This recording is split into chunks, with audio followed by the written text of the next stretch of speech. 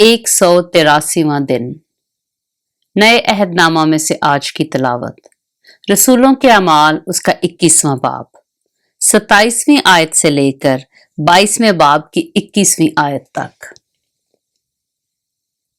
जब वो 7 दिन पूरे होने को थे तो आसिया के यहूदियों ने उसे हैकल में देखकर सब लोगों में हलचल मचाई और यूं चिल्लाकर उसको पकड़ लिया कि ऐ इस्राएलियों, मदद करो।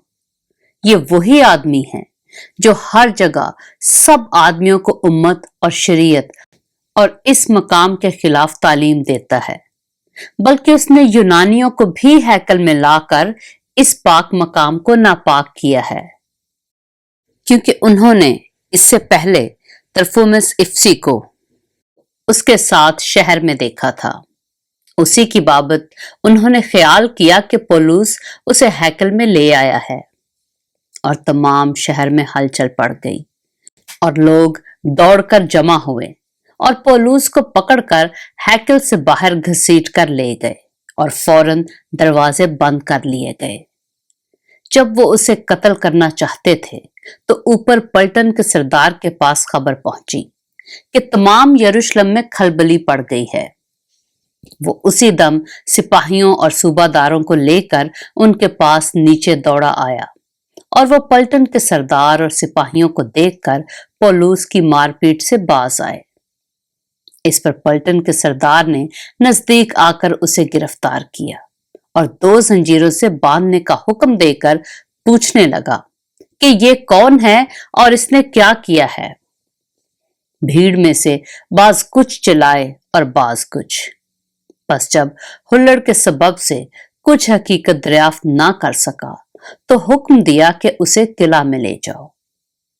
जब सीढ़ियों पर पहुंचा तो भीड़ की जबरदस्ती के सबब से सिपाहियों को उसे उठाकर ले जाना पड़ा, क्योंकि लोगों की भीड़ ये चिल्लाती हुई उसके पीछे पड़ी कि उसका काम तमाम कर।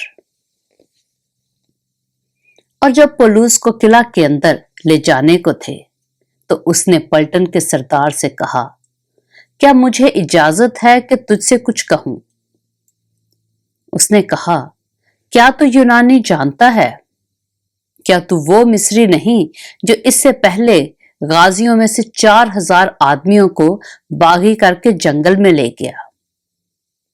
पौलुस ने कहा, मैं यहूदी आदमी किलिकिया के मशहूर शहर तुरसस का बाशिंदा हूं। मैं तेरी मिन्नत करता हूं कि मुझे लोगों से बोलने की इजाजत दे। जब उसने उसे इजाजत दी तो पौलुस ने सीढ़ियों पर खड़े होकर लोगों को हाथ से इशारा किया। जब वो चुपचाप हो गए तो इब्रानी जुबान में यूं कहने लगा कि रसूलों के इमाल उसका 22वां बाब। ऐ भाइयों और बुजुर्गों, मेरा उज़र सुनो जो अब तुमसे बयान करता हूं। जब उन्होंने सुना कि हमसे इब्रानी जुबान में बोलता है तो और भी चुपचाप हो गए। बस उसने कहा, मैं यहूदी हूं और किलिकिया के शहर तुरसस में पैदा हुआ, मगर मेरी तरबियत इस शहर में गमलीएल के कदमों में हुई और मैंने बाप दादा की शरीयत की खास पाबंदी की तालीम पाई और खुदा की राह में ऐसा सरगर्म था जैसे तुम सब आज के दिन हो। चुनाचे मैंने मर्दों और औरतों को बांध बांध कर और कैद खाना में डाल डाल कर मसीही तरीक वालों को यहां तक सताया कि मरवा भी डाला। चुनाचे सरदार काहिन और सब बुजुर्ग मेरे गवाह हैं कि उनसे मैं भाइयों के नाम खत लेकर दमिश्क को रवाना हुआ, ताकि जितने वहां हों उन्हें भी बांधकर यरूशलेम में सजा देने को लाऊं। जब मैं सफर करता करता दमिश्क के नजदीक पहुंचा तो ऐसा हुआ कि दोपहर के करीब यकायक एक बड़ा नूर आसमान से मेरे गिरदा गिर्द आ चमका और मैं जमीन पर गिर पड़ा और ये आवाज सुनी कि ऐ साउल, तू मुझे क्यों सताता है? मैंने जवाब दिया कि ऐ खुदावंद, तू कौन है? उसने मुझसे कहा, मैं यसु नासरी हूं जिसे तू सताता है। और मेरे साथियों ने नूर तो देखा, लेकिन जो मुझसे बोलता था उसकी आवाज ना सुनी। मैंने कहा, ऐ खुदावंद मैं क्या करूं? खुदावंद ने मुझसे कहा, उठकर दमिश्क में जा। जो कुछ तेरे करने के लिए मुकर्रर हुआ है वहां तुझसे सब कहा जाएगा। जब मुझे उस नूर के जलाल के सबब से कुछ दिखाई ना दिया तो मेरे साथी मेरा हाथ पकड़कर मुझे दमिश्क में ले गए और हननिया नाम एक शख्स जो शरीयत के मुवाफिक दीनदार और वहां के सब रहने वाले यहूदियों के नजदीक नेक नाम था, मेरे पास आया और खड़े होकर मुझसे कहा, भाई साउल, फिर बीना हो। उसी घड़ी बीना होकर मैंने उसको देखा। उसने कहा, हमारे बाप दादा के खुदा ने तुझको इसलिए मुकर्रर किया है कि तू उसकी मर्जी को जाने और उस रास्तबाज को देखे और उसके मुंह की आवाज सुने, क्योंकि तू उसकी तरफ से सब आदमियों के सामने उन बातों का गवाह होगा जो तूने देखी और सुनी है। अब क्यों देर करता है?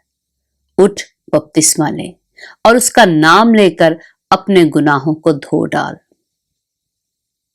जब मैं फिर यरूशलेम में आकर हैकल में दुआ कर रहा था तो ऐसा हुआ कि मैं बेखुद हो गया और उसको देखा कि मुझसे कहता है, जल्दी कर और फौरन यरूशलेम से निकल जा, क्योंकि वो मेरे हक में तेरी गवाही कबूल ना करेंगे।